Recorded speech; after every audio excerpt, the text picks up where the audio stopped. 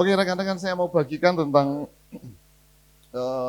prinsip dasar kenapa kita mau lakukan ini. Ya, ada pesan yang kita tangkap dari Tuhan dan ini menjadi sebuah kegerakan. Bukan hanya di tempat ini, artinya buat keluarga kita mandat kerajaan, tetapi hari Jumat kemarin, saya sudah sampaikan, tapi izinkan saya ulang sedikit. Hari Jumat kemarin, atas ya dorongan roh, saya bersama Pastor Rizky dan beberapa rekan, kami mengundang pemimpin-pemimpin gereja yang ada di Banyuwangi Selatan. Ya, ada 10 pemimpin-pemimpin. Dan kemudian kita makan siang bersama, kemudian kita sharing kan tentang satu kerinduan ini. Bahwa ini harus menjadi sebuah concern, ya, fokus besar buat gereja. Ya, apalagi dalam situasi kondisi yang hari-hari ini semakin ngawur, ya, tantangan ngawurnya juga semakin tinggi. Itu sehingga ya satu kerinduan besar pasti gereja itu dipulihkan. Tapi nggak mungkin gereja dipulihkan kalau gereja kecil yang ada di dalam gereja secara umum ini tidak dipulihkan, yaitu keluarga. Kalau kita bicara pemulihan keluarga, sepertinya hanya berputar-putar saja kalau kemudian orang-orang yang ada di dalam keluarga itu juga tidak mengalami pemulihan secara pribadi masing-masing. Yang nangkep katakan amin. Kalau pria tidak pulih, suami tidak pulih, atau kalau wanita, kalau istri nggak pulih, bagaimana mungkin satu keluarga bisa pulih? Nggak mungkin. Makanya kita ini lebih detail kan. Jadi kita masuk mulai tahun ini, ya kita mau garap secara internal kita di mandat kerajaan, tapi kemudian kita juga mengajak bersama-sama supaya harapannya bahwa semua gereja di kabupaten ini menangkap hal yang sama dan kemudian kita sepakati bahwa ini satu pergerakan, ini satu lawatan dari ujung timur Jawa Timur, ya, the sunrise of Java. Nah, kita mesti bersyukur Banyuwangi ini, ya, the sunrise of Java, jadi tempatnya matahari terbit dari ujung Pulau Jawa. Maksud enggak bangga kayak gini, ya kan? Kalau Tuhan mau pakai, ya, saya bersyukur karena Pak Petrus Hadi ini ada di kota Temanggung, kota kecil. Beliau pernah sharing kan satu waktu ketika dari alternatif pelayanan di kota-kota besar.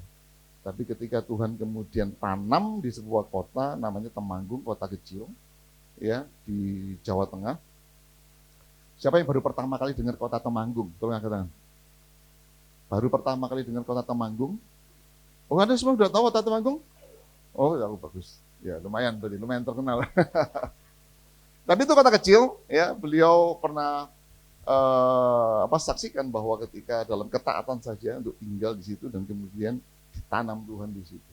Ya, ini kota kecil artinya harusnya kalau alternatif bisa di kota-kota besar pasti akan lebih beginilah begitu dan sebagainya. Tapi ada firman yang datang, ya, dari Mika, pasal Mika dikatakan Bethlehem, ya, kau yang terkecil tapi enggak selama-lamanya akan menjadi yang terkecil, tapi di situ akan muncul terang besar. Ya, kita tahu bahwa Tuhan kita Yesus Kristus lahir di kota Bethlehem. Ya, beberapa waktu yang lalu dalam perenungan Tuhan juga munculkan ketika kita doa pasukan beberapa waktu yang lalu, Tuhan ingatkan ayat ini di tengah-tengah kita doa.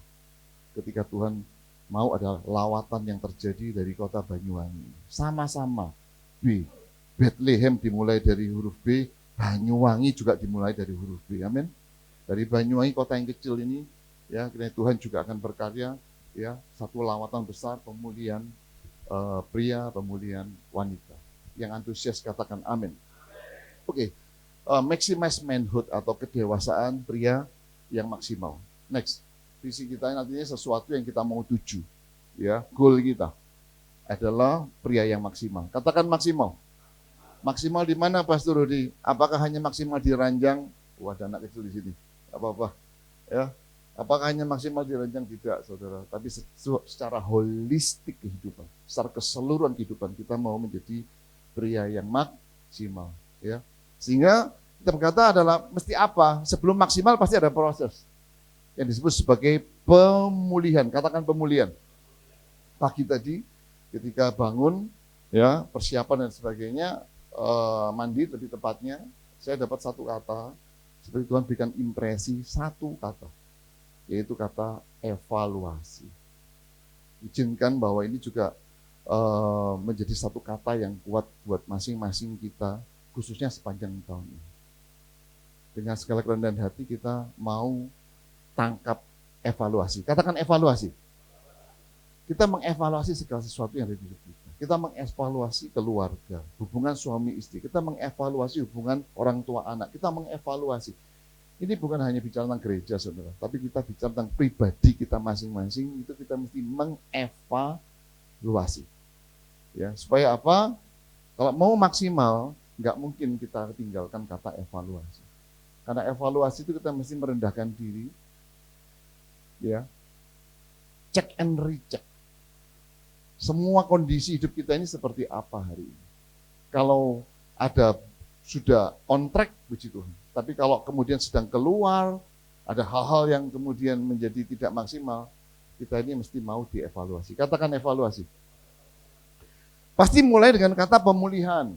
Nah, pemulihan ini kita bicara gini, ada satu kerelaan, keikhlasan. Ketika firman datang, kita rela ditegur, kita rela diingatkan, dan kemudian kita rela berubah sesuai dengan apa yang menjadi firman sampaikan. Amin. Bilang keikhlasan. Jadi kalau kita udah ikhlas, kita mau Tuhan pulihkan, maka kemudian baru akan terjadi satu kebangkitan. Nggak mungkin kita tiba-tiba mau bangkit tanpa kita melalui proses pemulihan. Nggak mungkin kita dipulihkan kalau kita nggak punya kerendahan hati. Ya. Sehingga menjadi apa? Pria ilahi. Karena Tuhan yang kita sembah itu yang ilahi, makanya kita juga menjadi yang ilahi. Untuk penggenapan destiny dan keluarga dalam kemaksimalan. Nah, misinya.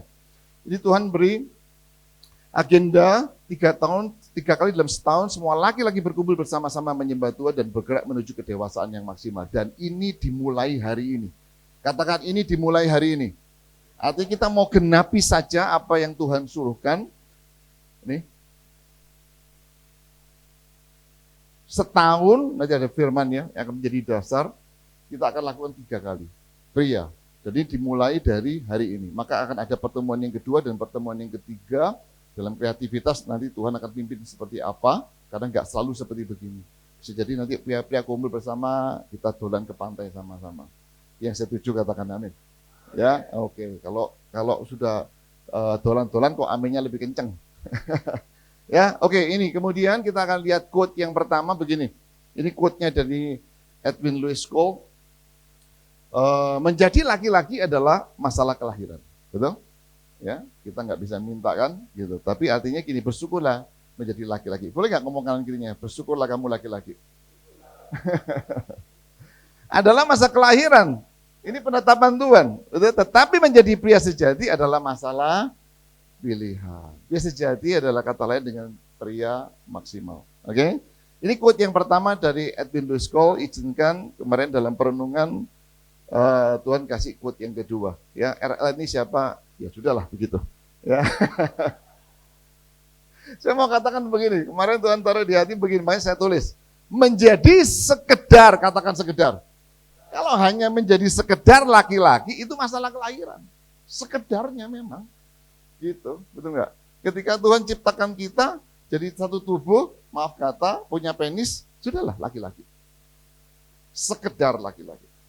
Tetapi menjadi pria ilahi adalah destiny surga. Amin. Ini destiny-nya surga itu kita menjadi pria ilahi. Karena surgawi itu yang ilahi. Dan ilahi itu surgawi. Ya. Oke. Nah ini dasar firman Tuhan, saudara. Terambil dari Keluaran 34 ayat 23-24. Ini izinkan boleh menjadi rema dari keluarga kita mendapat kerajaan. Dan ini kita bagikan menjadi berkat buat kota, buat kabupaten. Dikatakan firman Tuhan begini, 3 kali setahun. Berapa setahun? 3 kali. Kalau Tuhan berfirman 3 kali setahun, artinya ini agendanya Tuhan. Bilang agendanya Tuhan. Bilang schedule-nya Tuhan. Segala orangmu yang laki-laki, spesifik sekali itu. Oke? Dikatakan harus. Harus ini ada pilihan atau tidak bisa tidak? Bisa tidak. Karena Tuhan yang bilang harus. Menghadap kehadirat Tuhanmu, Tuhan Allah Israel, sebab kenapa sih kok Tuhan suruh kita 3 kali setahun bersama-sama semua pria ini menghadap Tuhan, menyembah bersama-sama, memuji, meninggikan Dia bersama-sama dalam satu kumpulan? Kenapa sih? Ternyata ada maksud baik Tuhan yang luar biasa. Karena Tuhan berkata begini, sebab aku akan, wow, setidaknya ada 3 ini yang akan Tuhan lakukan. 1, Tuhan akan menghalau bangsa-bangsa dari depanmu.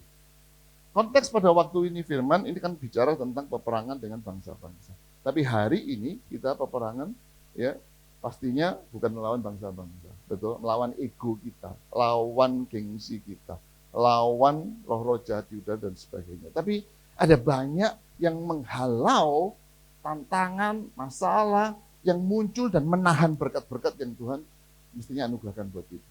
Betul? Jadi kita lihat itu. Tapi Tuhan berkata, kalau engkau lakukan ini, aku akan menghalau. Tangan Tuhan yang ajaib itu akan bekerja untuk mengenyahkan, ya, semua penghalang-penghalang kehidupan kita. Yang ngerti katakan amin. Yang kedua, Tuhan berkata, aku akan meluaskan daerah. Apa yang akan Tuhan luaskan? Pengaruh kita. Bisnis pekerjaan akan diluaskan.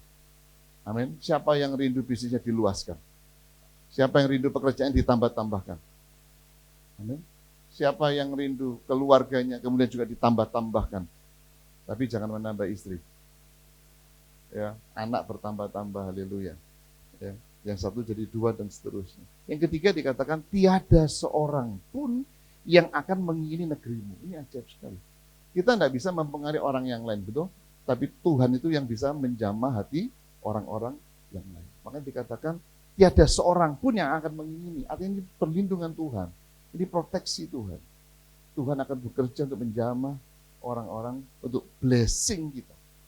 Ya. Apabila engkau pergi, diulang lagi sama Tuhan, menghadap kehadirat Tuhan Allahmu 3 kali setahun. Gitu.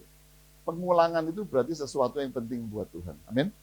Ini dasarnya. Ya. Kemudian ini berkat generasi yang militan dan radikal kepada Tuhan Yesus dan kebenaran. Ini kita bicara warisan kehidupan. Satu firman dari Ibrani 11 ayat 18 berkata begini, karena iman Abraham taat. Jadi iman dan ketaatan itu satu keping dengan 2 sisi. Kalau kita bicara iman, pasti kita bicara taat. Kalau kita bicara taat, kita pasti bicara iman. Ketika ia dipanggil untuk berangkat ke negeri yang diterimanya menjadi milik pusaka. Tuhan juga beri kepada kita milik pusaka kita masing-masing. Amin. Ada jatah yang daripada Tuhan. Lalu ia berangkat dengan tidak mengetahui tempat yang ia tujui karena iman. Abraham diam di tanah yang dijanjikan itu seolah-olah di suatu tanah asing dan di situ ia tinggal di kemah dengan Iskak dan Yakub. Artinya Abraham, Iskak, Yakub 3 generasi. Ya, dalam satu kemah, ya, bersama-sama kemudian memuji dan menyembah Tuhan. Ada yang diwariskan iman, ada yang diwariskan ketaatan dari generasi kepada generasi. Ini yang hilang, saudara. Ini yang hilang. Makanya kita rindu bahwa semua bersama-sama ini kan mulai habit yang baru. Makanya orang tua anak duduk bersama-sama. Ya, untuk apa? Untuk supaya ini kemudian diimplementasikan, dilakukan di dalam rumah masing-masing. Ketika setiap rumah itu generasinya bersama-sama, bergandengan tangan, unity, memuji, menyembah Tuhan, belajar firman, melakukan firman, maka ini menjadi sebuah kegerakan yang luar biasa. Dimulai dari siapa? Pasti pria. Pasti pria. Ya. Yang turut menjadi ahli waris janji yang satu. Oke, pria yang berani dan kuat.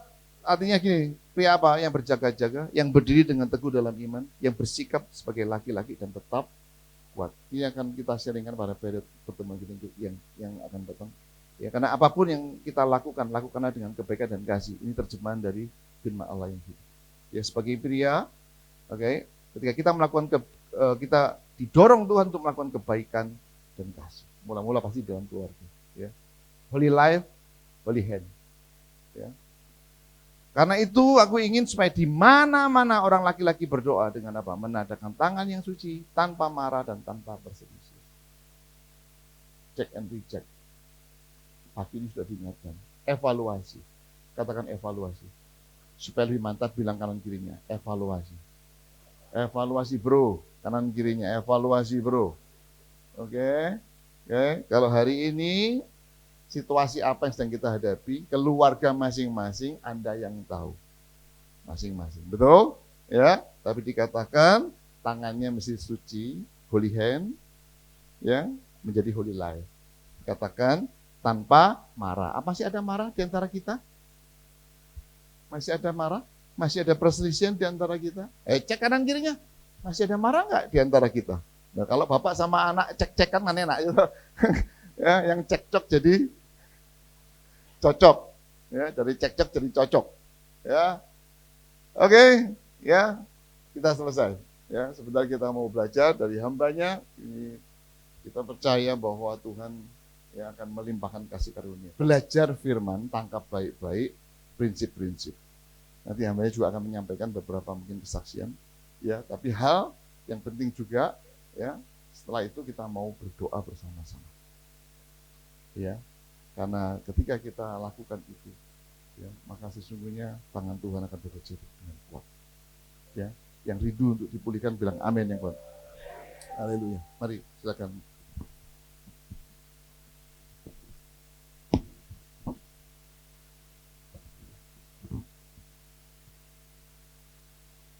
Saya cukup tinggi di sini aja ya. Sebentar gambar lagi disiapkan. Saya mau tampilkan gambar pada waktu di Israel. Ya. Februari kemarin saat kami pergi ke Israel, sebetulnya 2 bus, tapi 1 bus itu batal, sehingga dari 116 jadi cuma 56. Nah, kenapa saya pergi, saudara? Itu adalah rombongan yang kedua dari Indonesia.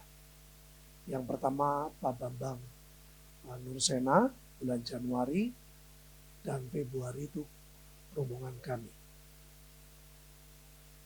Ada hal yang sangat berbeda yang kami alami kemarin.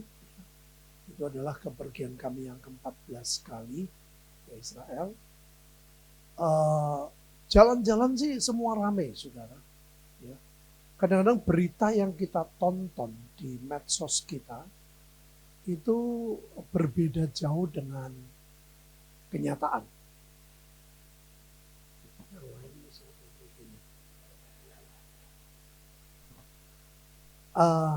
Berbeda dengan kenyataan. Ya.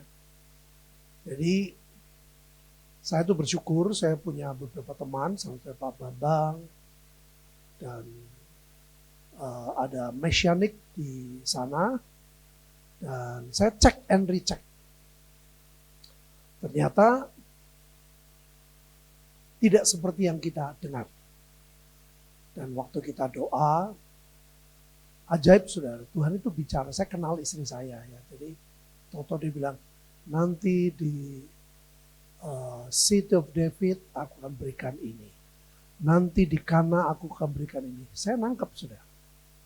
Kalau Tuhan berkata nanti aku berikan, berarti saya diizinkan untuk apa? Ayo belajar nangkep. Pergi. Kalau tidak diizinkan pergi, Tuhan gak bicara. Nah, sampai saya bilang, Tuhan, aku minta tanda-tanda ilahi. Yang pertama ketemu Pak Bambang Nursena itu aneh, saudara. Jalannya dia beda, ya, perjalanannya beda. Waktu pulang, waktu sama-sama mau pindah dari Yerusalem saya ke Tiberias, dia dari Tiberias mau ke Yerusalem, kita makan siang sama di kota Haifa. Rumah makan yang sama. Jadi dia keluar, saya masuk. Wow, ketemu. Kita foto bareng. Yang kedua, kan Tuhan bilang, aku berikan sesuatu di City of David. Dulu salah orang yang saya mentor namanya Jeffrey Rahmat, waktu masih di Belanda, sering saya pelayan tempat dia, dan grup mereka juga musiknya. Saya bilang, Tuhan, aku pengen ada tanda. Saudara, luar biasa, pulangnya waktu mau balik ke dari Indonesia, dari Jakarta ke Semarang, ketemu namanya Sidney Muhede. Ya. Dia masih ingat saya, dia datang, dia bilang saya, Saya bilang, oh Tuhan aku percaya. Nah saudara seperti dikatakan Pak Rudi tadi, kita ini belajar dalam tuntunan dan pimpinan Tuhan. Nah, tolong gambarnya ditampilkan lebih dulu. Saya akan mulai dari ini, saya ingat dua gambar, bukan yang terakhir Pak Rudi kasih. Nah, saudara, saya bersyukur saya datang ke kota yang paling dekat dengan Gaza. Ini 3 kilo dari Gaza, dan local guide-nya bilang sama saya, Bapak mau ke tembok Gaza? Saya mau. Tapi saya nggak mau egois, saya pajak semua yang satu bus itu mau apa tidak. Kalau takut, ada yang takut itu satu saya batalin. Dan mereka semua mau, sudah saya kaget. Wah, saya bilang ini, ternyata betul sampai di sana kita bisa lihat nggak dekat sekali karena bus nggak bisa masuk ke tempat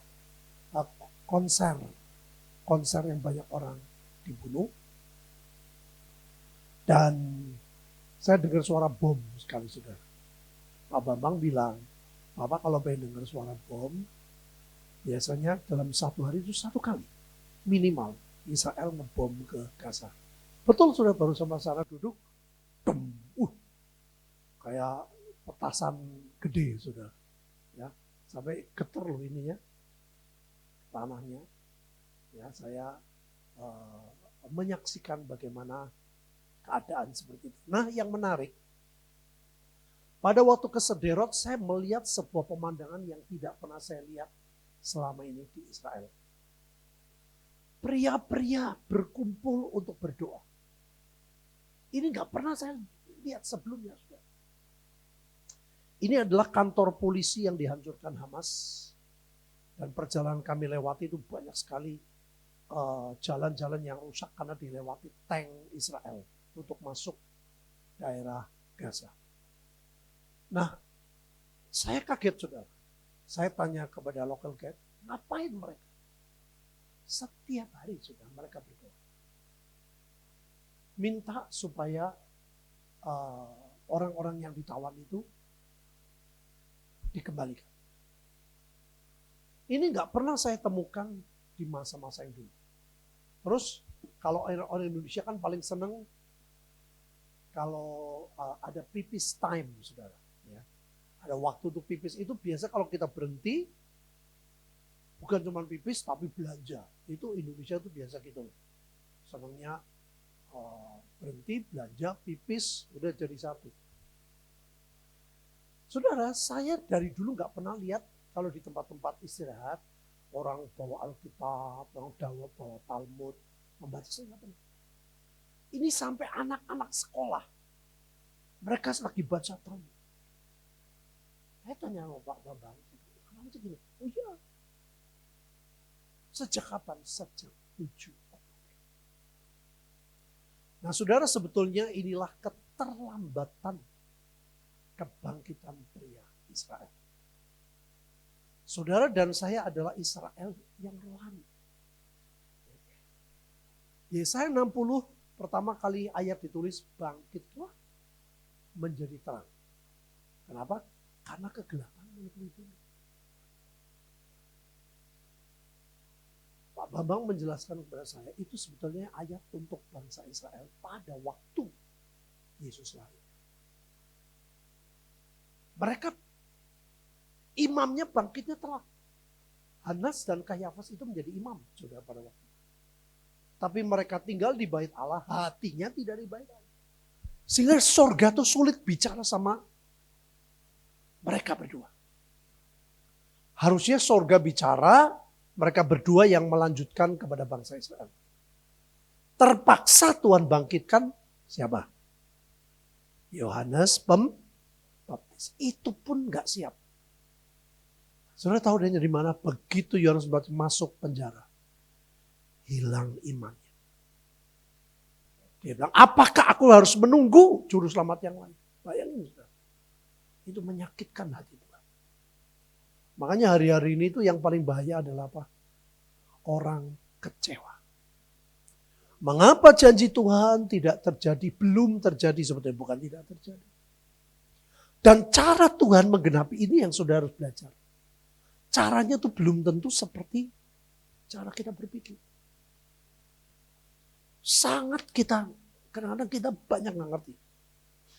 Waktu kita doa, istri saya juga diberitahu, waktu pengasingan, Tuhan bilang bahwa banyak orang-orang yang imannya gugur.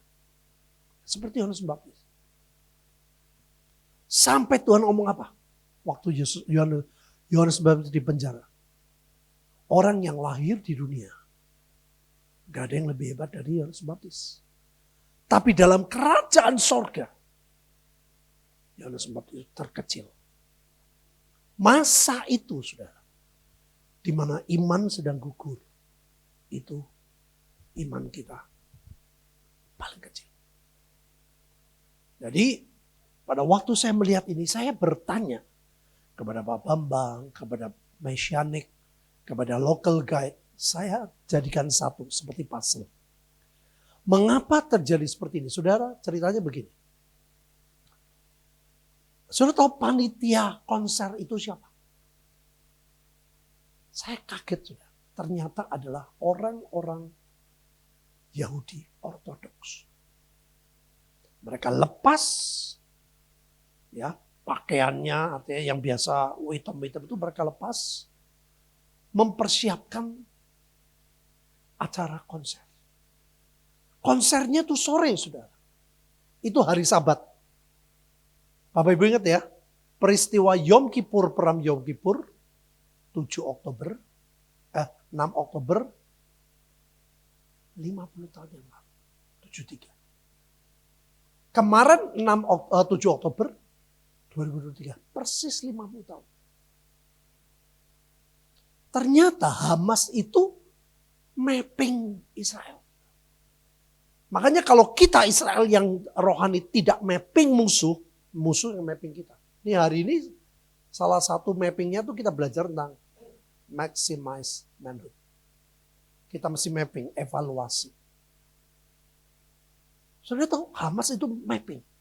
Mereka ngomong apa? Jangan perang lawan Israel kalau mereka lagi dekat sama Tuhan. Baik. Jadi waktu Tuhan Yesus dicobai kan begitu. Begitu setan meninggalkan, dia berkata mencari waktu yang baik untuk menyerang kembali. Hamas itu mapping, saudara. Begitu dia mapping, dia lihat Israel ini sudah tidak mengandalkan Tuhan. Lebih mengandalkan teknologi, lebih mengandalkan Iron Dome, lebih mengandalkan Mossad, lebih mengandalkan teknologi tinggi. Saudara tahu di dunia itu nggak ada loh satelit yang sehebat Israel. Pada waktu Pak Bambang cerita saya di Haifa, itu ada satu universitas kecil, mereka menyebutnya Hidden University. Itu yang masuk siapa saudara? Orang-orang Israel yang jenius. Yang kedua, orang-orang Amerika yang super jenius. Yang ketiga, orang China yang super jenius. Lingkupnya lebih sedikit. Ini paling banyak, lebih sedikit, ini paling sedikit. Saya bilang, kenapa orang China? Ternyata Israel itu pakai guntoran. Karena dulu pada waktu peristiwa Holocaust, yang nolong bangsa Israel itu China. Nah ini saya nggak tahu bisa bayangin hatinya orang Israel pada waktu China mengakui Palestina. Nggak, ini keadaan yang nggak mudah, saudara. Nah yang saya mau ceritakan adalah mereka terlambat. Pak Bambang bilang, ini sekarang peristiwa sedang remedi buat bangsa Israel. Mereka bangkit, mereka telat bangkit. Sudah tahu Israel itu yang dihitung sudah nomor satu itu ortodoks. Orang yang tidak kerja loh. Itu imam-imamnya. Yang doa tiap hari ke Tuhan. Itu pas hari Sabat. Apakah mereka tidak ibadah? Ibadah. Perbedaannya apa? Pada waktu 6 Oktober 73. Ya. Mereka berdoa lagi Yom Kippur dapat serangan. Dengar suara pesawat dan sebagainya. Mereka saudara sudah pengen keluar, pengen perang. Karena Israel semua prianya kan siap jadi wajib militer. Itu imamnya berkata, teruskan ibadah. Teruskan ibadah. Walaupun dipersingkat semua. Mereka kan pakai ritual. Ini dipersingkat, tapi mereka disuruh selesai. Begitu selesai ibadah mereka keluar pegang senjata. Ya Tuhan yang perang. Karena mereka mengutamakan Tuhan. Coba waktu perang langsung mereka keluar ibadah. Tuhan enggak menyertai. Nah ini diakui oleh negara-negara Arab sudah. Terutama musuh-musuh. Jangan perangi Israel pada waktu mereka dekat sama Tuhan. Nah saudara tahu hari itu para ortodoks memikirkan duit lebih dari Tuhan. Mereka buat konser karena pengen dapat duit banyak. Padahal mereka sudah dapat uang dari pemerintah. Saudara tahu kenapa sejak perang ini Netanyahu buat statement baru. Ortodoks pun harus wajib militer. Gara-gara ini. Sebelumnya enggak. Mereka bilang, wah ortodoks. Duit dapat dari pemerintah. Malah bikin konser. Apakah mereka tidak ibadah? Bedanya apa? Mereka pengen cepat selesai. Karena makanya saudara hati-hati. Ini enggak mudah. Waktu saya cerita, Tuhan. Saya cerita langsung kepada orang-orang inti kami. Karena orang saya beda. Kalau di sini kan pastornya juga bisnis. Kalau saya enggak. Jadi saya tidak bisnis. Hanya orang-orang sekitar saya itu bisnis. Jadi saya ingat. Kenapa Tuhan itu di awal khotbah mengkhawatirkan tentang mamon? Karena memang punya gravitas yang kuat. Sampai orang menduakan Tuhan. Jadi mereka tetap ibadah. Pagi itu tetap ibadah. Tapi mereka kapan selesai? 6 Oktober 73 mereka ibadah. Kapan selesai? Beda. Karena diserang musuh. Ngerti Bapak Ibu ya? Ini enggak diserang musuh. Ya musuhnya mamon. Nah telat setelah itu baru tiap hari sudah. Ini hujan loh sudah. Gerimis. Mereka kumpul doa. Terlambat bangkit. Saya berdoa saudara. Jangan terlambat bangkit. Karena kita nih sedang masuk masa akhir dari akhir zaman. Di mana semua firman sedang digenapi. Dan kalau kita terlambat bangkit seperti ini. Sudah hancur, baru mereka kumpul doa. Saya bilang, waduh saya baru mengerti. Sebelumnya gak ada, saudara. Mana ada orang-orang Israel kumpul doa tiap hari. Gak ada. Ajaibnya persis kayak sama anak. Sampai mereka jam doa. Saya bilang, oh Tuhan kau atur dengan ajaib.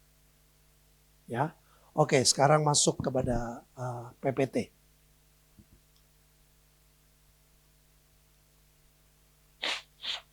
Next. Sebelum saya jelaskan, saudara Mazmur itu dibuat sebagian besar oleh Daud. Dan orang-orangnya Daud, tapi selalu berkaitan dengan Daud. Mereka selalu mengaitkan apa yang diperbuat oleh Daud, apa yang diperbuat Tuhan kepada Daud selalu terkait walaupun orang di luar Daud. Nah, kenapa Mazmur ada 2? Saudara sering baca, ada selalu berkata nyanyian siara. Ada yang lain nyanyian sukacita. Karena Mazmur terbuat dari 2. Pada waktu bangsa Israel membutuhkan sangat kepada Tuhan. Mereka terhimpit, mereka mengalami masalah. Itu disebut ziarah. Pada waktu Daud berkata seandainya saudara-saudara diam bersama dengan rukun ziarah. Karena Daud tidak mengalami itu. Makanya saya kemarin bilang. Daud benar tapi kurang baik. Saul baik tapi tapi nggak benar. Yang saya mau belajar, kita belajar sama-sama hari ini adalah bagaimana kita menjadi orang yang benar dan baik.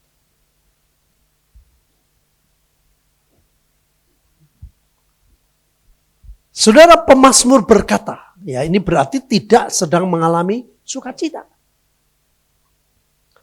Berbahagialah setiap orang yang takut akan Tuhan. Yang hidup menurut jalan yang ditunjukkannya. Apabila ia makan hasil jeripayah tanganmu, berbahagialah engkau dan baiklah keadaan. Saudara, ini adalah dasar kekristenan. Dan ini adalah dasar hidup kita. Inilah dasar orang-orang yang untuk bangsa Israel yang tadi. Kalau seandainya saja, saudara, sebenarnya Tuhan tidak melarang mereka buat konser. Salahnya sepele. Hati di sinagog, fisik, tapi hatinya ke Mammon. Sama hidup kita. Saudara, sekarang saya lihat ya, pelayan-pelayan Tuhan itu enggak beda banget di zaman dulu. Saya ini pertama kali full time itu 1982. Jadi penginjil. Waktu itu ada seorang dia buat percetakan namanya Pak Gondo di Jogja. Dia buatin saya kartu nama. Ya, Evangelis Petrus Hadi. Aduh, saya dapat itu rasanya risih banget, saudara. Saya bilang, saya belum teruji. Ya. Waktu itu yang namanya penginjil bisa dihitung pakai jari. Surabaya paling banyak. Jeremy Harim, Daniel Alexander, dan kawan-kawan. Di Jawa Tengah nggak ada, sudah cuma saya satu. Petrus Agung belum. 5 tahun setelah saya baru Petrus Agung. Jadi saya risih banget mendapat gelar itu. Dia bilang, saya butuh waktu yang teruji. Saya nggak mau terima, saudara.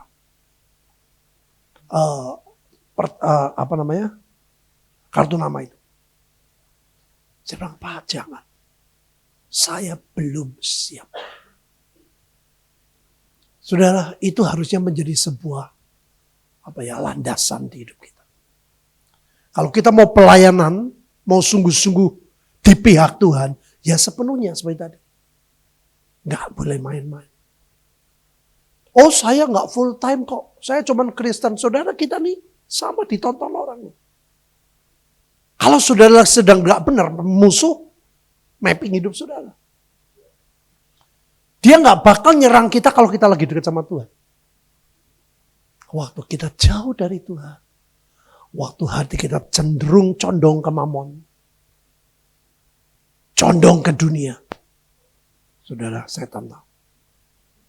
Jadi setan tuh roh, kita tuh tidak selalu bisa melihat dia. Karunia Nabi tidak selalu bisa melihat apa yang setan buat. Tapi setan lihat hidup kita. Bedanya cuma apa? Kalau kita dekat sama Tuhan, perlindungannya super kuat. Setan tidak akan pernah bisa menyentuh hidup kita. Amin. Nah itu aja. Tapi dia tahu. Kita nggak bisa tahu terus. Nah maka dari itu, nomor 1, kita menjadi orang-orang yang menciptakan kebahagiaan. Ini bicara pria, Bapak Ibu. Bisa tolong ayat selanjutnya. Istrimu, anakmu, berarti kan pria toh. Kalau kita nggak takut akan Tuhan, kalau kita nggak maximize, kita nggak maksimalkan hidup kita, nggak bisa. Ya sudahlah, sekedar Kristen, kan pemimpin nggak tahu apa yang saya lakukan. Ya, saya ini dari awal saya cerita saudara, kemarin saya singgung. Pada waktu saya kembali ke Tegal, ya. Dulu saya orang Tegal, saya tinggal di Bandung, wah persekutuan tiap hari, wah zaman itu luar biasa.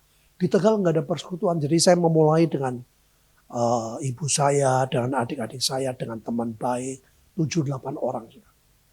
Saya memulai dengan mereka. Tapi saya kan anak muda. Saya butuh hiburan. Terus saya suka main basket dari kelas 3 SD. Lapangan basket itu di depan rumah. Dulu kebetulan ada pemain basket terkenal dari Surabaya yang punya istri di Tegal, pindah ke Tegal. Wah, saya banyak diajari. Nah, cerita singkat saudara, itu menjadi hiburan buat saya. Saya mulai ikut bermain basket hari apa, saya ikut saudara. Saya tuh ada kesalahan yang saya nggak sadar. Kalau persis ada pertandingan saudara, itu harinya kan berubah. Saya membuat jadwal persekutuan yang bukan jadwal basket. Begitu ada pertandingan, hari misalnya Jumat, saya Jumat, waktunya persekutuan. Minggu lalunya saya umumin, saudara, minggu depan bukan Jumat. Ngerti nggak, saudara? Orang lain tidak ada yang tahu. Tapi Tuhan tahu bagaimana saya tidak serius. Gak ada orang pun yang tahu, saudara. Makanya saya bilang, kita mau menyembunyikan seperti apapun, karena Tuhan yang melihat, percuma. Oh, istri saya gak tahu kok, anak saya gak tahu, Tuhan tahu. Saudara, sampai akhirnya, Tuhan mulai berperkara. Saya mau main basket, saya naik ke tengah, saudara, mereka aneh. Taruhan. Taruhannya bukan taruhan gede loh. Yang kalah bayar teh botol itu loh. Di Tegal kan terkenal teh botol. Jadi yang kalah, yang bayar. Nah, coba saudara gimana kalau jadi saya? Kan gak ada yang tahu juga dan gak apa-apa kan? Menurut pertimbangan manusia. Saya jadi ingat teman saya kesaksian. Saya bukan judi, saya Yudi.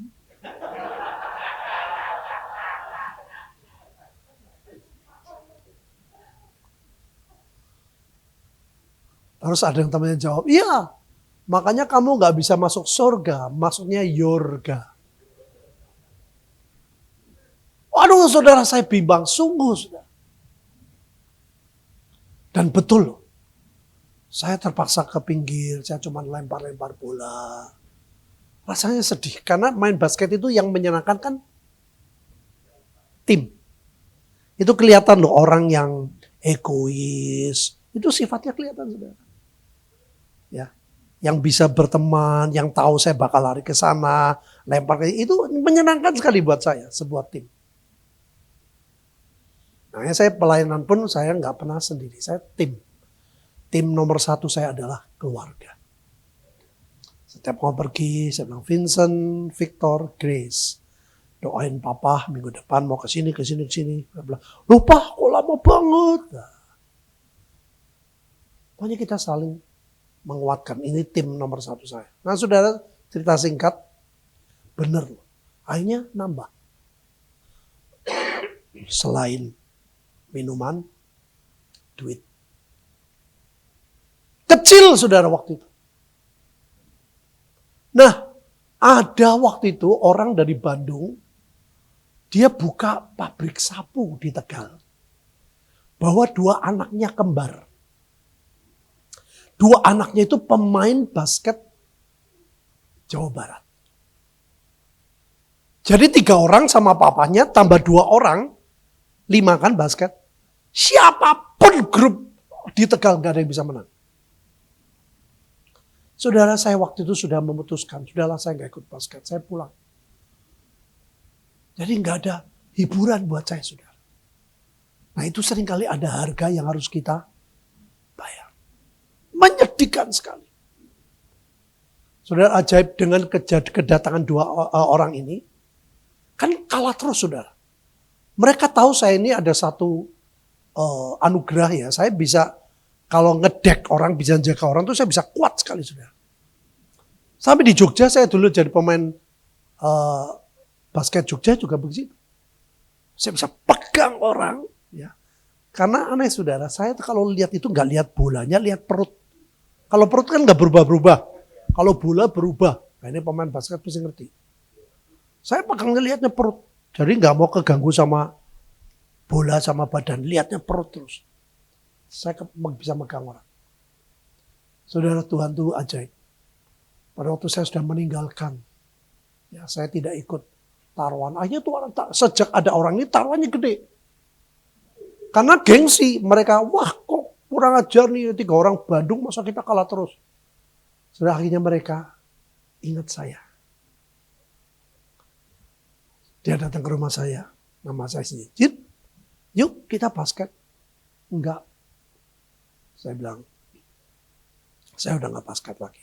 Buat saya gak apa-apa kok. Pelajaran yang mahal buat saya. Saya harus bangkit sebelum kegelapan muncul. Saudara, waktu pertama kali saya meninggalkan basket itu, taruhannya misi minuman. Akhirnya sampai jutaan rupiah. Nah, itu saudara, puncaknya di Tegal tuh terkenal banget lah. Taruhan tuh sangat hebat sekali. Hari itu ajaib. Pemimpinnya datang ke rumah. Saya bilang, enggak. Saya memilih tidak ikut basket. Loh, kamu kan dari kecil mainmu bagus gini. Kamu di Jogja sudah jadi pemain Jogja gini. Enggak, saya bilang, saya enggak mau. Sudah tahu apa yang terjadi? Orang itu bilang, pokoknya khusus kamu, kalau kamu main, tidak taruhan. Hanya karena mereka gengsi kalah terus ketika saudara ya. Kalau kamu main, tidak taruhan. Nah, kamu tidak main, ya taruhan. Aku bingung saudara. Tapi kan aku main gak taruhan. Saya cek ke sana saudara. Saya ke tengah, langsung pendetanya teko. Dari dulu sudah dinubuatin padahal menjadi pendeta saudara. Dan ajaib, setiap saya main, tidak taruhan. Saya menjadi history maker di Tegal. Saya keluar, mereka main. Jadi mereka sewaktu-waktu begitu saya naik ke tengah, waduh, pendetanya teko. Saudara, kita tuh bisa merubah sejarah. Amin. Sejarah keluarga kita nomor 1. Ini Alkitab berkata, istrimu akan menjadi seperti pohon anggur yang subur dalam rumahmu. Saya bersyukur saudara. Dengan dulu saya tuh ya, waktu mau dapat istri saya tuh gak mau.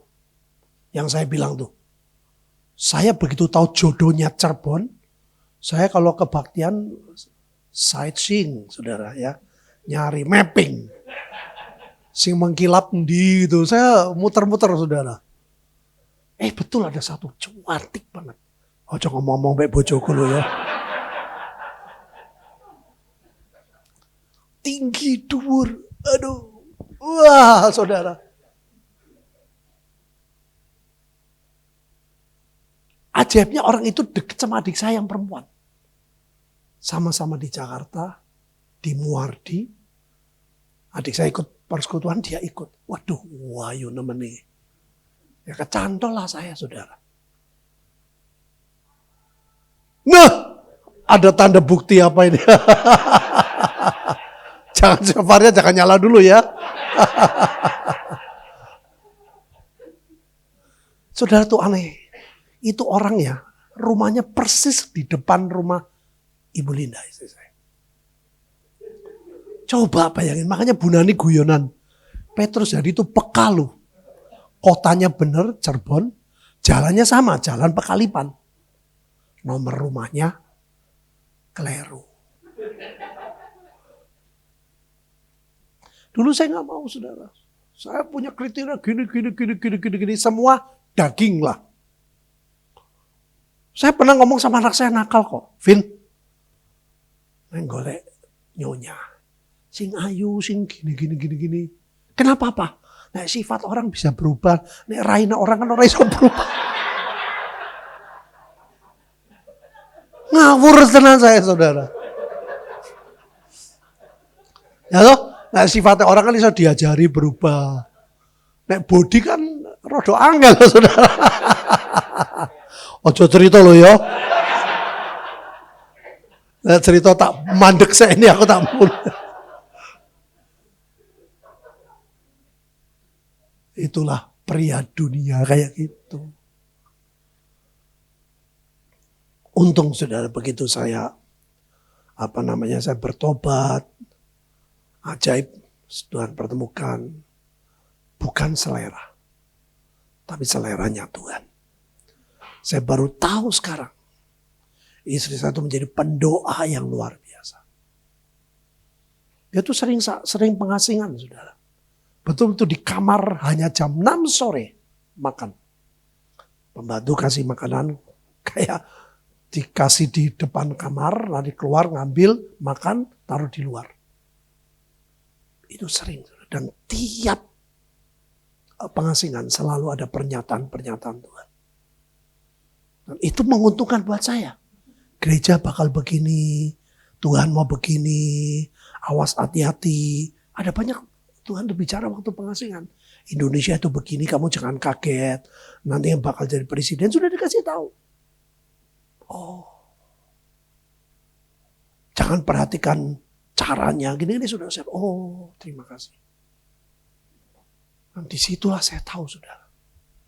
Ini akibatnya. Bukan cuma istri, anak-anakmu seperti pohon zaitun sekeliling meja. Karena saya tuh jujur sama anak-anak.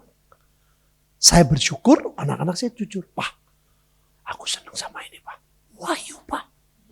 Oh, bodining ini, Pak. Kayak gitar, Pak. Kayak gitarnya Papa. Anak saya tuh jujur, saudara. Nah, ini satu tanda. Kalau anak-anak saudara nggak jujur sama saudara, berarti saudara belum jujur sama anak-anak. Saya nggak pernah ngajak bertengkar anak. Dulu saya otoriter. Begitu saya berubah, saya bertobat. Saya nggak pernah ngajak bertengkar. Nah, itu bayangin, saya itu di Bangkok loh. Family time. Ada perempuan selalu ketemu anak saya. Ini. Ke mall ketemu. Ke pasar malam ketemu. Kok ketemu terus? Aku curiga. Aku dulu bekas orang nggak bener juga. Saya bilang, Vin, siapa? Temen, Pak. Temen kok ketemu terus? Saya bilang gitu. Ya dia mau sama aku, Pak. Cantik banget. Saya bilang, Vin, Papa nggak paksa kamu. Tapi Papa pernah cerita, kalau Papa dapat istri yang salah, tidak seperti sekarang. Wah, anak saya, tak begini, Pak, gini. Ya sudah, kamu sembahyang. Kita berdua dari sorga, dari alam roh, kita tengkingin, patahkan semua yang bukan dari Tuhan. Tapi nggak ajak bertengkar anak. Satu kali, iya loh Pak, bener. Aku nggak jadi. Kenapa, Vin? Waduh, dunianya pol, Pak. Masa baru kenal sama aku, itu saudara dia kaget. Vin, jangan malam-malam. Dia pengen ketemu di hotel. Untung anak saya balik. Tuhan bisa mencegah. Amin Bapak Ibu. Dari orang tua yang mendukung. Hubunganmu dengan istri, hubunganmu dengan anak. Itu menentukan sekali. Sesungguhnya demikian akan diberkati orang laki-laki yang takut akan Tuhan. Kiranya Tuhan memberkati engkau dari Sion supaya engkau melihat kebahagiaan Yerusalem seumur hidupmu dan melihat anak-anak dari anak-anakmu damai sejahtera dari Israel. Dari keluarga mempengaruhi sebuah kota. Amin. Dari keluarga kecil mempengaruhi jemaat dan bisa mempengaruhi kota. Seumur hidupmu. Melihat anak-anak dari anak-anakmu. Saudara, ini maksimisnya kita tuh di sini. Jadi saya jadi berkat di banyak kota. Saya jadi berkat ini, saudara, nanti dari sini. Saya ke Bali, ada petinggi-petinggi retreat. Saya menjadi salah satu pembicara, ada 2. Dari situ saya terbang ke Jakarta. Saya ke Sukabumi. Yaitu pertemuan orang-orang yang ex mereka sudah jadi Kristen, tapi masih Jadi kita yang harus datang ke mereka, saya harus pendekatan. Dan salah satu ketua Murtad, mereka sudah nonton kesaksian saya. Mereka sangat diberkati pada waktu saya kisah mengampuni ayah saya. Yang kemarin saya cerita, Yusuf Roni dulu, waduh, somsenya bukan main. Siapa ini anak kecil belum nikah ngomong keluarga? Ya udah. Tuhan itu punya cara untuk membela. Amin. Dan nanti ini luar biasa, saya ini bukan cuma Sukabumi loh. Sukabumi, terus nanti pulang dari Jakarta, retreat. Klaten. Jadi Yesaya 60 ayat 7 sedang terjadi, saudara. Itu masa keemasan. Makanya waktu ke Israel kemarin Februari, Tuhan bilangannya apa? Temanya Golden Era. Nah, makanya saya lihat anak buah lagi mengalami pemulihan ekonomi dan sebagainya. Saya bilang, Tuhan, aku tahu. Ini tanda-tanda ajaib. Anak laki-laki datang dari jauh membawa emas dan peraknya. Supaya saya bisa gendong anak perempuan. Ini kalau mereka pertemuan, saya keluar. Ajak makan. Karena mereka dari desa. Saya mencari tempat yang aman. Kapan hari pernah, saudara, panitianya mikir, yang aman, pinjem gereja. Ya orang wanita kok enggak datang. Saya harus cari kumpul, cari rumah, tempat yang tertutup di hotel. Kumpul, kasih makan, saya bisa ngomong. Ini masa penggenapan yang ajaib. Ya. Jadi dari sini, saudara. Ini kuncinya. Saudara mesti cek hubunganmu dengan istrimu. Saudara mesti cek hubunganmu dengan anak-anakmu. Pak, gimana kalau saya belum menikah? Cek dengan orang tuamu. Cek dengan saudaramu. Saya bersyukur saudara adik saya kakak 3, saya laki 2. Laki ini meninggal karena serangan jantung, yang ketiga perempuan. Adik saya yang paling kecil kan diberkati luar biasa. Pada waktu COVID, anaknya diberkati ya, dia jual beli mobil termahal di Indonesia. Dari nggak mampu, Tuhan angkat begitu rupa. Sudah aneh, dia bisa beli, ditawarin roti boy, cuma 650 juta. Itu COVID. Makanya ada kegelapan. Dan kegelapan itu baru terjadi perpindahan kekayaan, perpindahan jiwa-jiwa. Ini nanti juga begitu. Tuhan suka kasih gambaran. Oh. Nah, saudara, luar biasa begitu. Sekarang penghasilan 1 bulannya, saudara. Untung bersih paling sedikit itu 100 juta. Jadi luar biasa sekali. Tuhan itu punya banyak cara untuk memberkati kita, saudara. Belinya murah, penghasilannya baik. Dan saya bilang, oh adik saya pun. Mana saya di Bali saya bilang, bukan cuman saya yang dipulihkan, bukan cuman keluarga saya yang dipulihkan, tapi jemaat dipulihkan dan adik saya pun dipulihkan. Ya, saya bersyukur saudara. Makanya semua dimulai dari kita. Dari yang kecil, kalau kau setia dan berkecil, Tuhan berikan perkara yang besar. Next. Ini pohon anggur, saudara. Artinya dilengkungkan, mudah dibentuk dan lentur.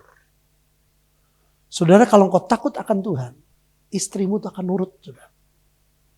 Mudah dilenturkan. Amin. Tapi kalau saudara nggak takut akan Tuhan, mesti istri saudara berontak. Jadi, kan istri mesti tunduk sama suami.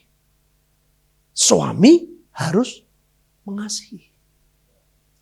Nah, cara saya mengasihi istri saya, waduh saudara, Bu Linda tuh kalau ngotot luar biasa. Ojo ngomong lu yo. Ngono sing lapor cerita mbak nyonya cerita mbak Linda, wah kita goleki, tak mapping sapa sing cerita. Makanya dia ngomong kemarin, The power of mak-mak. Saudara kalau udah ngeyel. Tapi saya belajar. Saya tidak pakai otoritas saya sebagai laki-laki. Tapi saya doa, Tuhan, kau jamah. Dan dia lihat perubahan. Dia lihat perubahan saya yang tidak memaksa gini. Saya enggak, sudah. Saya bilang, Tuhan, kau punya. Nanti dia berubah. Nanti dilenturin sama Tuhan. Mudah dibentuk. Maka dari itu saudara, mulailah dari para pria. Nah, ditanam di atas batuan yang keras, berpasir, golongan tanaman yang merambat, melalui banyak proses, pemangkasan, bercabang, saudara, ini luar biasa. Ya, pohon anggur itu kan, Tuhan berkata, istrimu seperti pohon anggur. So akan nikmati anugerah Tuhan yang luar biasa. Amin. Jadi orang mau pelayanan di tempat kita pun semuanya takut. Kita sebutnya sekarang bukan mimbar tapi mezbah. Setiap sudah pada Tony lihat malaikat, Samson Dabas lihat semua Tuhan itu ajaib. Dan ya istri saya di situ jadi orang yang meneropong. Kalau lihat ada orang nggak benar di atas mimbar, nanti Tuhan kasih tahu. Ini hidupnya nggak beres. Dipanggil habis kebaktian. Kamu ada apa? Ketahuan. Semua dimulai bukan dari istri, tapi dari suami. Next. Ini anak-anak kita, saudara. Seperti pohon zaitun. Ya. Butuh air, cahaya matahari cukup kuat, terhadap kekeringan, penyakit tanaman dan api, berakar kuat, dapat bertahan hidup ratusan tahun dan berbuah dalam waktu yang sangat lama. Buah zaitun kaya akan vitamin dan bagus untuk kesehatan. Anak saya yang kedua, sebelum ini dia kerja di Jetstar. Di pesawat, itu aneh saudara. Pada waktu pertama daftar, dia diterima di Emirates, dia diterima di Garuda, dia terima di Jetstar. Tapi dia pilih Jetstar. Saya bilang, enggak apa-apa. Gajinya enggak segede Emirates, saudara. Saya bilang, enggak apa-apa. Papa tuh enggak mikir gaji kok. Yang penting yang mana kamu mantap, enjoy, nikmati aja. Saudara, pada waktu pandemi, dari Emirates semua dikurangi. Dari Garuda semua dipotong. Anak saya tetap terima gaji. Luar biasa, saudara. Dan dari pihak Jetstar bilang, kamu boleh kerja asal part-timer. Kasih gaji tiap bulan tetap kasih gaji. Oh, ternyata Tuhan itu hebat. Saudara. Memelihara kita tuh hebat sekali. Amin. Makanya jangan takut masa depan. Takut akan Tuhan. Kalau engkau takut akan Tuhan, engkau tidak takut masa depan. Itu kuncinya. Terus saudara, sekarang dia pindah di Cathay Pacific. Saya bilang, Vic, coba doa, kita buka usaha aja lah. Wong kamu tuh senang pergi-pergi, kita buat usaha apalah yang berkaitan dengan pesawat. Nanti Pak, tunggu umurku 30 katanya. Aku mau nikmati dulu, soalnya enak saudara. Dia kalau pergi tuh kemana kan hotel yang bayar, hotelnya hotel mahal. Dikasih uang jajan lagi. Kan enak, keliling dunia dibayari kei uang jajan. Saya bilang, ya sudah papa nggak maksa. Nanti Pak kalau aku 30, aku baru mikir kawin, baru mikir, oh ya wis. Saudara jangan paksa anak saudara, jangan ajak bertengkar, percayalah. Mereka akan jadi pohon zaitun di sekeliling. Anak saya yang paling kecil, dia adopsi saudara, sekarang menjadi penterjemah yang makin disukai. Karena dia sekolahnya sastra Inggris, kelas 3 SD dia sudah belajar jadi penterjemah 3 SD. Dan dia belajar khusus listening, African English, British English dan sebagainya. Anak saya Victor juga begitu. Bosnya di Bali waktu di Jetstar, bosnya orang Amerika. Dia kalau ngomong American English. Begitu dia pindah ke Australia, bos orang Australia, dia pakai Australian English. Jadi saudara, Tuhan itu ajaib lah, akan buat anak-anak kita diberkati. Ya, semua dimulai dari sini. Next. Inilah saudara kebangkitan para pria. Tolong ini saya baca berapa Pak? 10:16. Nanti ada tanya jawab ya. Tolong ditampilkan klip. Ini klip yang menarik. Salah satu jemaat kami, dia adalah salah satu song leader yang hidupnya hancur berantakan, tapi sekarang diberkati dengan luar biasa. Shalom, selamat malam. Saya Andi Kurniawan. Saya mau sedikit flashback, saudara, waktu awal saya, kehidupan pernikahan saya dengan istri saya tadi. Bagi setiap kita orang percaya kan, kita selalu mendambakan pernikahan yang diberkati Tuhan, betul? Saya menikah bukan karena saya doa, puasa, jodoh, dapat jodoh dari Tuhan. Saya memulai pernikahan saya dengan dasar kutuk dan dosa, yaitu saya menikah karena istri saya MBA, hamil di luar nikah, saudara. Yang membuat jadi masalah itu, waktu itu saya ini adalah pelayan aktif. Saya ini sudah melayani di atas mimbar sini, saudara, sebagai WL aktif. Dan dengan anugerah Tuhan, saya beberapa kali juga sudah diajak dengan Bapak untuk pelayanan bersama di kota-kota. Kalau Bapak Ibu Saudara melayani sebagai pelayan altar, kekudusan itu selalu ditekankan yang nomor satu, dan sungguh-sungguh saya melanggar itu, dan saya sungguh-sungguh waktu kejadian hari-hari itu waktu awal pernikahan isinya cuma takut, depresi, merasa bersalah, rasa malu, merasa tertuduh yang begitu rupa, saudara. Berhari-hari saya rasakan, bahkan sampai beberapa tahun waktu itu. Masa-masa yang gak mudah buat saya. Sudah begitu, waktu saya awal-awal menikah, saya ini gak punya pekerjaan, saudara. Saya ini tidak punya skill saya bukan orang yang skillful. Saya orang yang sangat-sangat hijau, royo-royo, sangat-sangat flekmatis. Sehingga membuat saya ini tidak punya banyak koneksi. Saya tidak punya banyak divine connection. Jadi dengan kehidupan saya, skill saya yang pas-pasan, waktu itu saya waktu awal menikah, membuat saya sangat takut dan khawatir. Apakah saya bisa menghidupi istri saya dan calon anak saya yang sudah dikandung istri saya. Itu tiap hari, overthinking tiap malam. Saya selalu ngomong sama istri saya, diskusi, bahkan waktu-waktu itu, besok makan apa ya? Bahkan beberapa kali kalau token listrik di rumah mulai bunyi, tit, tit, tit, itu udah gimana nih bayarnya pakai apa, nggak punya uang.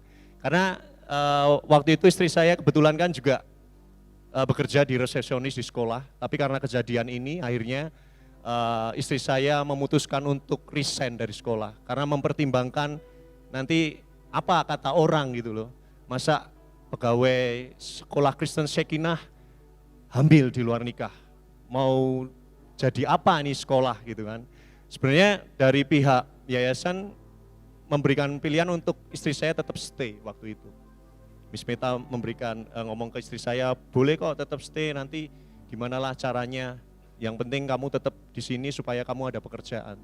Tapi kami sepakat ya udahlah, resign aja lah. Jadi saudara bisa bayangin awal-awal pernikahan kami, saya enggak punya pekerjaan, istri saya enggak punya pekerjaan, dan kami menghadapi ketakutan yang begitu luar biasa. Bisa enggak ya? Bisa enggak ya Tuhan? Untuk kami ini bisa hidup, untuk kami bisa mencukupi kebutuhan kami.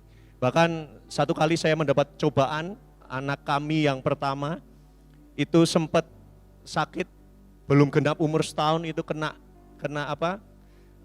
penyakit kuning, saudara, karena kekurangan gizi. Waktu itu istri saya tidak bisa memproduksi ASI dengan maksimal, sehingga gizi anak saya yang harusnya dapat ASI eksklusif itu nggak bisa mendapatkan secara maksimal. Jadi sempat kekurangan gizi, sangat berat badannya sangat kurang, bahkan sampai tubuhnya itu warnanya sampai kuning gitu kan. Nah, di saat-saat itu ketika saya mengalami kekurangan, tidak punya pekerjaan, ditambah cobaan seperti itu, saya tadinya sempat pikir apakah ini harga yang harus saya bayar? Apakah ini konsekuensi dosa yang harus saya tanggung sebagai orang yang berdiri di hadapan Tuhan dan manusia, dan saya melanggar itu? Apakah ini yang harus saya terima? Apakah anak saya yang harus jadi dalam tanda kutip tumbalnya Tuhan karena kesalahan saya dan istri saya? Saya sempat berpikir seperti itu. Dan di tengah-tengah seperti itu, intinya anak saya ini kami periksakan beberapa kali ke dokter, dan solusinya satu, dia harus dikasih susu sambung, saudara, susu formula. Bayangin ya, nggak punya pekerjaan, dua-dua nggak punya pekerjaan, posisi sangat-sangat kurang. Dan waktu itu kami coba kasih susu formula yang murah, saudara. Yang terjadi di anak saya apa? Mencret, nggak bisa nerima tubuhnya. Jadi setelah kami ganti berkali-kali susunya, akhirnya kami ketemu susu yang cocok, yang bisa menyuplai asupan gizinya waktu itu. Tapi saudara tahu sendiri, kami harus pakai merek yang cukup mahal buat saya. Harganya waktu itu satu kaleng kecil itu cukup untuk 3 hari itu sekitar 200.000 sampai 250.000. Bayangin, untuk 3 hari. Di dalam segala kekurangan yang saya alami waktu itu. Bahkan saya dapat cobaan, anak saya sakit. Mau nggak mau saya harus usahakan. Waktu itu saya cuma, Tuhan, gimana Tuhan? Saya nggak tahu lagi Tuhan, ini gimana nih? Tapi di tengah proses itu, satu hal yang saya syukuri, saudara, waktu itu saya tetap memilih untuk berada dalam hadirat Tuhan. Untuk saya memilih untuk tetap melekat sama Tuhan. Jadi ceritanya waktu itu, setelah kami menikah, dengan segala konsekuensi yang kami terima, banyak orang yang ngomongin kami, bahkan waktu itu saya juga melayani di youth. Saya sempat dengar ada orang yang bilang, wah, kalau pemimpin youth-nya kayak gini, ini anak-anak mau gimana?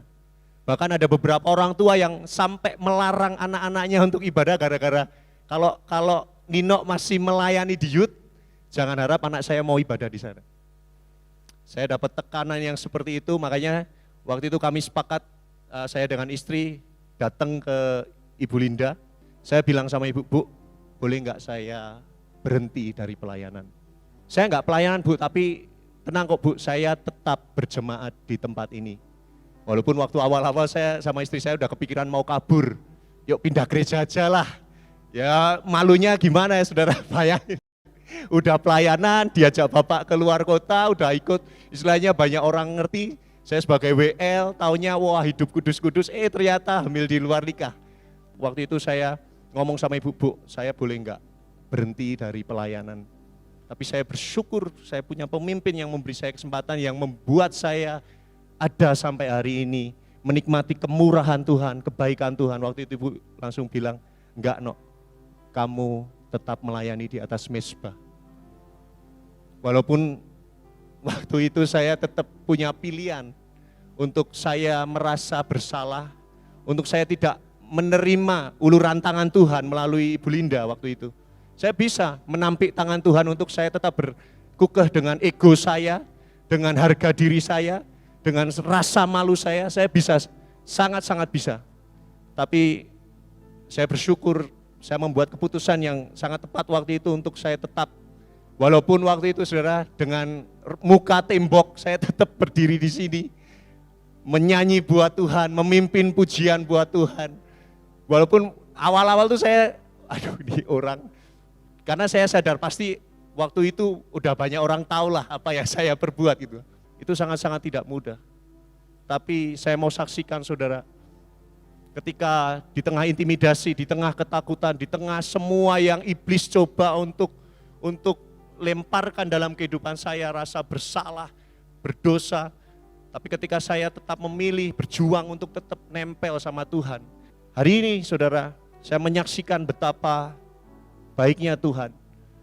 Tadinya kalau saya tiap malam sama istri ngobrolnya, besok makan apa ya? Besok nih token listrik habis, gimana nih cara bayarnya? Hari ini saudara, puji Tuhan, dengan anugerah Tuhan, dengan segala proses yang sudah saya lewati. Hari ini kalau saya diskusi sama istri saya guyon, hari ini mau ganti mobil apa nih yang enak? Enaknya mau nambah atau ganti mobil ya? Bahkan tahun ini kami diberi kesempatan Tuhan memberkati kami keluarga kami untuk kami bisa membeli rumah sendiri di tahun ini. Tuhan membuktikan bahwa Dia lebih dari sanggup untuk menolong saudara dan saya. Dia Tuhan yang sanggup membalikan keadaan dari yang tadinya mungkin saya orang yang sangat-sangat berdosa, yang sudah melanggar kekudusan altarnya, dan Tuhan bisa angkat. Saya percaya saudara, kalau Tuhan bisa tolong saya, Tuhan juga pasti tolong kehidupan saudara semuanya. Amin. Yang penting saudara tetap percaya, tetap nempel sama Tuhan. Apapun yang terjadi, percaya bahwa Tuhan punya rancangan yang ajaib buat saudara dan saya. Amin saudara, amin. Terima kasih, Tuhan Yesus memberkati. Saudara, dulu anak ini nggak punya kerjaan. Kerjaan yang pertama adalah nyetir mobil. Karena dia nyetirnya baik, bagus, mobil yang dipakai dibersihin. Akhirnya lama-lama saudara ada orang yang mempercayakan mobilnya kepada orang ini. Sampai akhirnya diberi kesempatan, udah kamu beli. Bayarnya kamu nyicil.